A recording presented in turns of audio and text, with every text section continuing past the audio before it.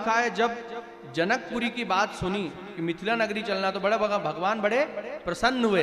प्रसन्न चित्त से गुरुदेव से कहा, गुरुदेव जो आज्ञा, और साथ में चल दिए। आए तो 6 दिन के लिए थे, लेकिन अब भगवान गुरुदेव की आज्ञा के कारण उनके साथ जा रहे हैं।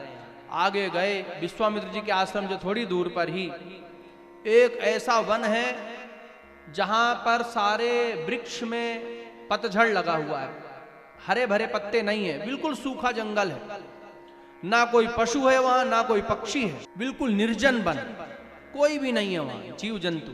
लेकिन वहां पर एक बहुत सुंदर मूर्ति है मार्ग में।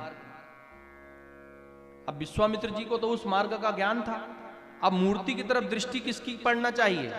विश्वामित्र जी की, क्योंकि जो हम मार्ग में जाते हैं यदि कोई गड्ढा है तो हमारी दृष्टि पहले पड़ती है, यदि रोज हम जा रहे हैं, जो नया व्यक्ति उसको हम बताते हैं। लेकिन यहां पर राम जी पहली बार उस मार्ग पर जा रहे हैं, लेकिन देखा किसने? राम जी ने। विश्वामित्र जी ने नहीं देखा उस मूर्ति की तरफ। क्यों नहीं देखा? क्योंकि विश्वामित्र जी के लिए एक मूर्ति है, लेकिन राम जी के लिए वो एक भक्त है। वो मूर्ति कौन है? गौतम जी की पत्नी अहल्या की मूर्ति है। गौतम जी के शाप से वो पाषाण की बनी, पत्थर की बनी। आप लोगों को पता ही है, इंद्र ने छल किया था, इसलिए गौतम जी ने शाप दे दिया था। राम जी ने देखा उस मूर्ति की ओर।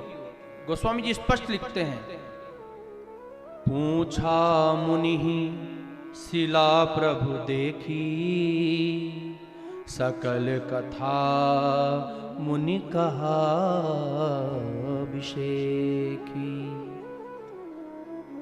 विश्वामित्र से पूछा प्रभु ने कि ये किसकी मूर्ति है? तो विश्वामित्र जी ने कहा कि गौतम जी की पत्नी अहल्या है, आपकी ही राह देख रही है। क्योंकि जब गौतम जी ने शाप दिया था ना कि पाषाण की हो जाओ, पत्थर की हो जाओ, तो दौड़ करके उसे पता था कि इस मार्ग से राम जी आएंगे। यहां पर आकर के वो गिर पड़ी, पत्थर की हो गई। आपके चरणों की धूल से इसका पाप नष्ट हो जाएगा। भगवान राम जी के लिए एक शब्द जुड़ा है, पतित पावन सीताराम। काको नाम पतित पावन जग, कहीं अति दीन प्यारे।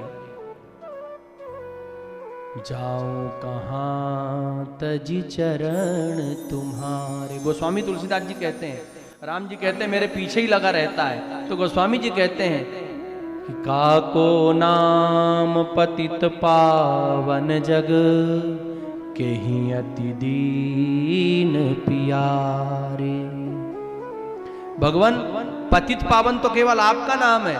मैं पापी हूं ये तो माना, लेकिन आप पतित पावन है, आप तो पापियों को ही शुद्ध करने वाले हैं। वही बात विश्वामित्र जी कह रहे हैं कि आपका काम ही है कि पापियों को पवित्र कर दें। आपकी चरण शरण जिसने ग्रहण कर ली, उसके जन्म जन्मांतर के पाप नष्ट हो जाते हैं।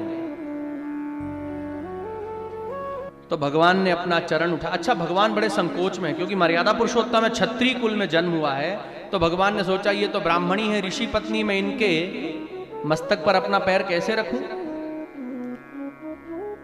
तो शास्त्रों में और गुरुजन्मों से मैंने ऐसा सुना है कि भगवान श्री राम जी ने अपना चरण उठाया, लेकिन रखा नहीं, बल्कि पवन देवता ने सहायता की और उनके चरणों की धूल उड़ करके उसमें पड़ी। इसलिए लिखा है, पर सत पद पावन।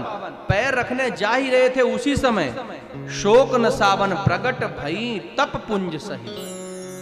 भगवान ने चरण उठाया और उनकी रज उसमें पड़ी, और वो स्वयं तप पुंज, तपो मूर्ति अहल्या माता प्रकट हो गई।